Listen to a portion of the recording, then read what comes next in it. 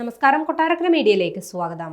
തൃശൂരിൽ കെട്ടിടത്തിന്റെ മുകളിൽ കയറി ആത്മഹത്യാ ഭീഷണി മുഴക്കിയ യുവാവിനെ പിടികൂടി. പട്ടാമ്പി സ്വദേശിയായ റിൻഷാദാണ് തൃശൂർ നഗരത്തോട് ചേർന്നുള്ള 3 നില കെട്ടിടത്തിന് മുകളിൽ കയറി ആത്മഹത്യാ ഭീഷണി മുഴക്കിയത്. മണിക്കൂറുകൾ നീണ്ട പരിശ്രമത്തിനൊടുവിലാണ് പോലീസും ഫയർഫോഴ്സും ചേർന്ന് ഇയാളെ പിടികൂടിയത്. കെട്ടിടത്തിലുണ്ടായിരുന്ന ഓടും വടികളും മറ്റ് സാധനങ്ങളും ഇയാൾ വലിച്ചെറിയുകയും ചെയ്തു.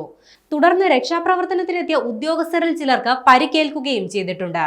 ഫയർഫോഴ്സും ഈസ്റ്റ് പോലീസും സ്ഥലത്തെത്തി യുവാവിനെ അനുനയിപ്പിച്ച് താഴെയിറക്കാൻ ശ്രമിച്ചെങ്കിലും ഇയാൾ അക്രമാസക്തനായി വീടിന്റെ സൺഷൈഡിലേക്ക് ഇറങ്ങുകയും സൺഷൈഡിലുണ്ടായിരുന്ന കല്ലുകളും കുപ്പികളും രക്ഷാപ്രവർത്തകർക്ക് നേരെ എറിയുകയും ചെയ്തു.